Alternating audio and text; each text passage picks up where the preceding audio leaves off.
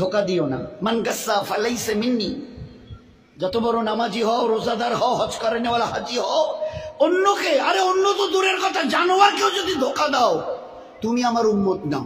মান গাসসা, গাসসা মানে ধোকা, ফালাইসা মিন্নি তুমি আমার উম্মত নাও। অন্যকে হতে পারো, আমার উম্মত হবে, মুসলমান হবে, আর অন্যকে ধোকা দেবে। এক লোক হজের সফরে যাচ্ছে, তিনিও বড় আল্লাহওয়ালা। যেতে যেতে শুনলেন এই গ্রামে নাকি একজন বড় আল্লাহওয়ালা আছে। আচ্ছা, তো তার শিষ্য সাগরিদরা বলল, হযরত এখানে শুনছি একজন বড় আল্লাহওয়ালা আছে, তো অন্তত তার একটু দেখা করে দোয়া নিয়ে যাই। হ্যাঁ ভালো বলেছে, চলো যাই। এইবারে যখন ঠিকানা নিয়ে তার বাড়ির সামনে গেছে, তো দেখে যে উনি একটা ডালিকে, ডালি এই যে আমরা ডালি বলি না, ধান চাল যে রাখি, একটা ডালিকে এইভাবে কাত করে ধরে নিয়ে যাচ্ছে। তার পিছনে পিছনে একটা ঘোড়া চলে আসছে।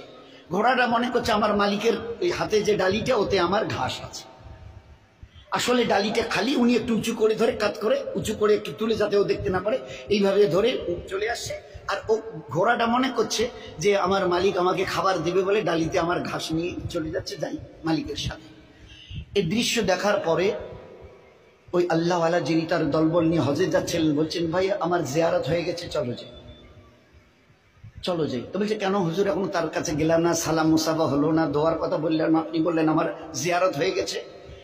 এবারে তিনি উত্তর দিয়েছেন, যে মানুষ চোখের সামনে একটা জানোয়ারকে দেখে ধোকা দিতে পারে, সে মানুষ লক্ষ কোটি দূরে যে আল্লাহ আরশ আযীমের মালিক, তাকে তো জীবনে কোনোদিন দেখেনি। তার পক্ষে তাকে ধোকা দেওয়া কোনো কঠিন নয়, বড় সহজ। ধোকা দেনেওয়ালা নবীর উম্মত হতে পারে না, বুজুর্গ তো অনেক দূরের কথা, বুজুর্গ হওয়া তো দূরের কথা, আল্লাহওয়ালা তো দূরের কথা।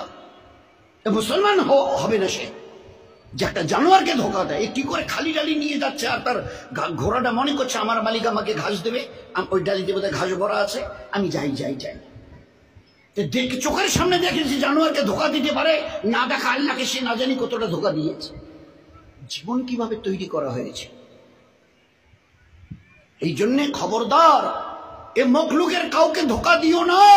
আমি আল্লাহ কিয়ামতে কোনোদিন তোমাকে ধোকা দেব না। সহি করে আসো, সহি বদলা আমি নিজের হাতে দেবো তোমাদের, নিজে হাতে দেবো। ওই দিন দিল খুশ করেনেওয়ালা বদলা পাবে কিয়ামতের ময়দানে। আর দুনিয়াতে রহমতওয়ালা, বরকতওয়ালা, ইজ্জতওয়ালা, হেফাজতওয়ালা জীবন দেবে। এটা আমার ওয়াদা। এগুলো সব কোরআনের আয়াত।